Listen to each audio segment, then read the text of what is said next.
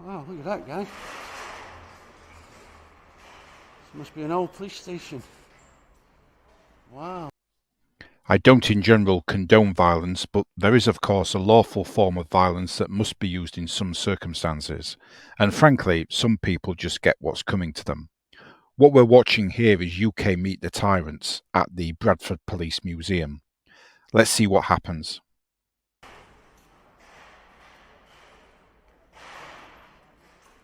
Hello. Sorry? Can I help you? No, I'm just being a nosy bugger. It's actually private. This gentleman is polite and is pointing out that the auditor is on private land. Let's take a step back and look at this situation in context. Here's a map showing the location of the Bradford Police Museum in Centenary Square, which is a large public square that is the centrepiece of Civic Bradford. Now let's watch again the clip of the auditor that started the video, showing him walking up to an entrance off a street.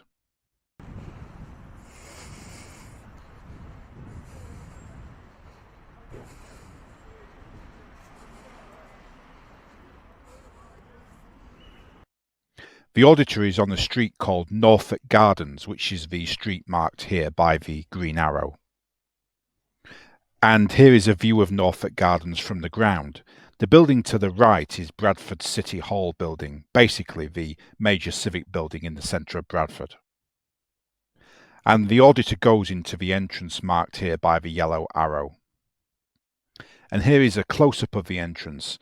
That looks like a service entrance, a back entrance, rather than an entrance typically used by the public. Now if we go back to the map, what we see is that the face side or front side of a City Hall building is on the other side, on Centenary Square itself, which suggests that the public entrance is on Centenary Square. Let's take a look. Here is the location of the entrance to the museum off City Square, right at the front of the City Hall building. The entrance is marked with the arrow. And here on the map, again, I've marked the location of the museum and the entrance, the main public entrance, with the indigo arrow.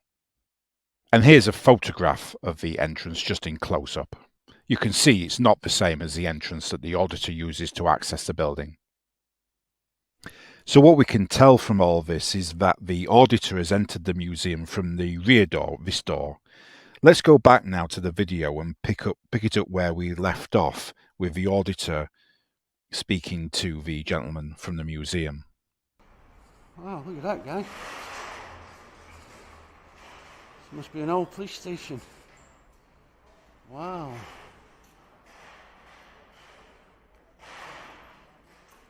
Hello. Sorry? Can I help you? No, I'm just being a nosy bugger. It's actually private. Private? Yeah. What is it? It's the City Hall. City Hall? Well, that means it's public. That doesn't make it public in terms of trespass law. Had you entered through the public entrance on Centenary Square, you would have implied permission to do so, and you would not have been trespassing. Here you are trespassing. Public? I think you should go out, please. Is the police station in? The auditor has now been politely asked to leave. If he now leaves, fine. Let's see if he does. Is the police station in here? No. That's the police museum. Ah, is that not open? It is, yes. So if you go round to the front, right round to the front. The very polite and professional gentleman is just explaining to the auditor that he should make use of the entrance on Centenary Square, which I showed earlier. So why is that there then, if it's round the front? Well, that's all part of the tour. Ah. Oh, you've got to pay? Yes. That's a rip-off. It belongs to the people. No, it doesn't. Could you leave, please? In terms of property law and intellectual property law, the police museum belongs to the local authority, and the local authority can subsidise and defray the costs to the taxpayer of providing the public with access to the museum by charging a reasonable entrance fee. Whether that is right or wrong in political terms is outside the remit of staff who work or volunteer in the museum and are just doing their jobs. If the auditor doesn't like it, he can take it up with the people responsible for council policy, namely council officers and elected councillors. Nevertheless, whether the auditor intends to pay or not, he is quite entitled to go to the entrance on Centenary Square if he wants, and that's where he should now go if he has an interest in the museum as an auditor. A genuine auditor who has a genuine interest in testing the public application of photography laws would go to the entrance. And a genuine auditor at the entrance would make inquiries about the museum's photography policy, perhaps pay the entrance fee and even start setting up his camera in the entrance, stuff like that, making a show of the fact that he's a photographer in order to test the museum's response. This is not a genuine auditor. This is a rogue auditor who wants to cause trouble, engineer confrontation and film it. That is not auditing. That is just cheap, low-class, ignorant behaviour for entertainment purposes. Could you leave, please? If this is City Hall... Would you leave, please? Oh, you're not interested in the law? Would you kindly leave? You're not interested in the law? Would you leave? Or would you I'm talking... The auditor has been politely asked to leave 3 or 4 times. He's now being told firmly that he should leave. The law is clear. He is on private land without permission and without reasonable excuse. He has been asked to leave. He is trespassing. I'm talking to you. Yes, well, would you leave? Because I'm dealing with this lady out here. Oh, you carry on then. Just ignore me. Robbie! He's locked me in now. Don't lock it, he's going. Apparently. He shouldn't be in here, he's just walked in. Oh, okay. Kindly leave. May I ask who you are to give me directives? Yes, my name is Alan Whittrick. Who are you? This gentleman again is being very professional and polite. To be clear about something, he does not have to identify himself to exercise any authority, whether he is in fact actually a member of staff or a volunteer. He is apparently acting for the museum, and the auditor must treat this as a man acting within that authority. There is no reason why he should not. It's irrelevant who I am. I'm not giving you directives. Well, I am. Please leave. Do you work for the council? No. Will you please leave? You don't work for the council? Right. Robin, would you just keep an eye on him? The auditor has still not left, despite requests to do so, and that can be taken as a tacit refusal to leave. At this point, we need to look at aggravated trespass. Section 68 of the Criminal Justice and Public Order Act 1994 states that where a trespasser is acting with the intention of intimidating people to deter them from undertaking lawful activity, or is causing disruption or obstruction of lawful activity, that is aggravated trespass, which is a criminal offence. Now let's consider the situation in front of us. This auditor is filming on private land without permission as a trespasser. He has been asked to leave. This request was put to him very politely several times. Then the requests have gradually become more forceful, and he's still not left, despite having an easy exit from the building. If I'm not mistaken, the door was locked very briefly just a moment ago in the clip, but that was an accident, and it was then immediately unlocked. The auditor can leave quickly and safely with no inconvenience to himself. His failure to do so can be taken as a tacit refusal to do so. When speaking to him also mentioned that he has a lady to attend to, and the auditor is therefore taking him away from his duties, and the auditor is now causing conflict and disruption at the museum. I believe that he has committed an aggravated trespass. Factor in here what we know about this auditor and his activities. That can only reinforce a tentative conclusion that his actions amount to a criminal trespass. It's actually a private thing that the door was open for private purposes. An open door for private purposes. I've never heard that one before. If like you, Private land can be open. It's still private land. If you leave your front door open and a stranger walks in to your house, the stranger is still a trespasser in your house, in both law and in fact. This auditor exhibits what psychologists call the Dunning-Kruger Effect, which is a cognitive bias in which someone with little or no expertise in a subject overestimates his expertise in the subject. This auditor thinks he is smart and that he knows a lot about the law. In fact, his knowledge of the law and his legal acumen are poor, and what's galling about it is that he is trying here to suggest that this poor man that I show here, who he is speaking to now, has fallen into a solecism or made some sort of clumsy or inept remark, when in fact it's the auditor who is inept. Do you want photographs? I've just seen the old police light there, so I thought that's interesting. And Yeah, take a quick snapshot. This is a police museum. yeah, he's just told me that, whoever he is. But Yeah, well, we're all policemen and volunteers, and what it is, the door was open the gate was open for a specific purpose. That was to let me in. With my, not to let nosy buggers like me in then. well, Just for the abundance of clarity, whether the door was open or unlocked or whatever for a specific purpose or not doesn't matter in law. The auditor is still trespassing either way and should not be there. Like me in then. well, exactly. Yeah, but you've seen it. If you want a quick photograph while you're waiting, but No, I if won't you upset could- him. If you wouldn't mind, Oh yeah. if you wouldn't mind. Yeah, security are on the way For? to ask you to leave. I've asked him. He's already done that in a nicer manner than you. Well, yeah. So, come on. Thank you, sir. Even the really nice gentleman is asking the auditor to leave. The polite gentleman has returned and he has notified security. The auditor has caused a totally unnecessary incident for no reason at all. Anyway, it looks like the auditor may be leaving, finally. Because it's as I said, with private place and Yeah. city council, and there's the tough on security. Yeah. Okay. Right. See you then.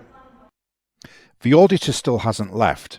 This is not somebody with learning difficulties. If he were, it would have to be handled more carefully. This isn't a young person under the age of 14, in which case, again, a more considered approach might be needed.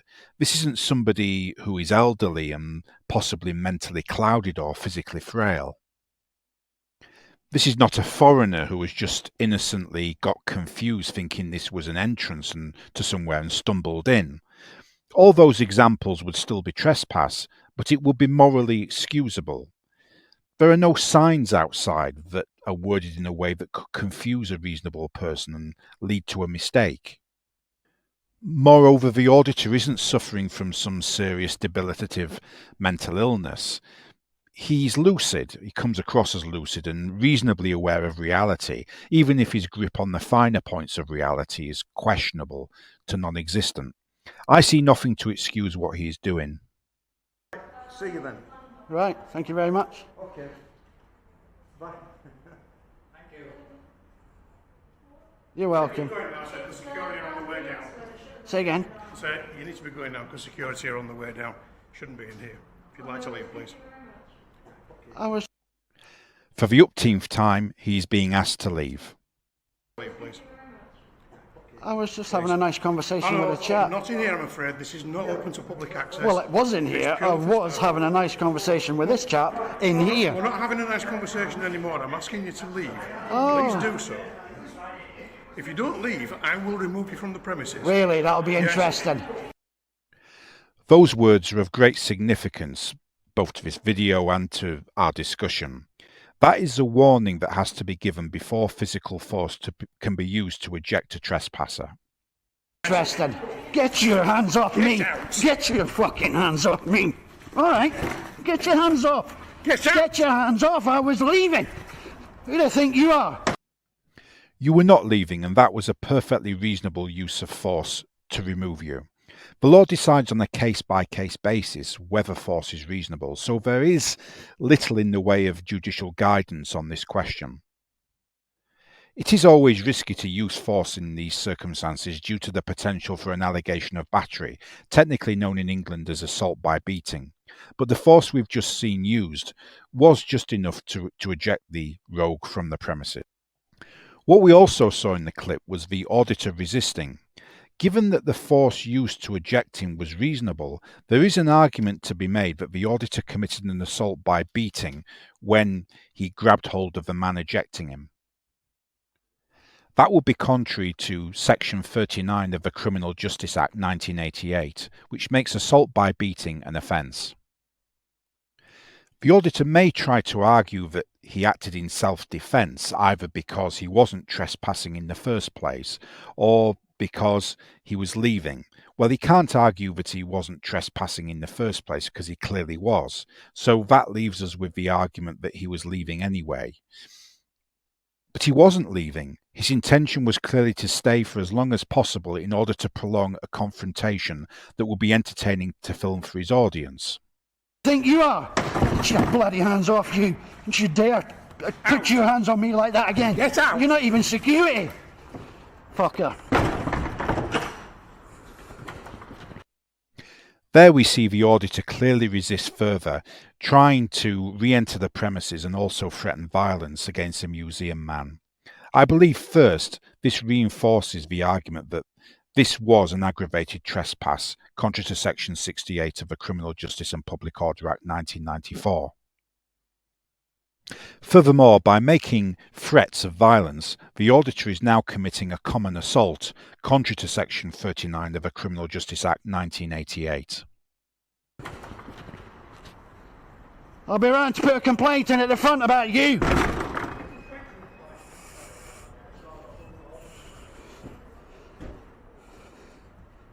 Fat fuck. We see this auditor in his true colours again, and by banging on the door like that and continuing to act in a general disorderly manner that could put the museum staff in fear, he commits a further offence of disorderly behaviour that is likely to cause harassment, alarm or distress, contrary to Section 5 of the Public Order Act 1986.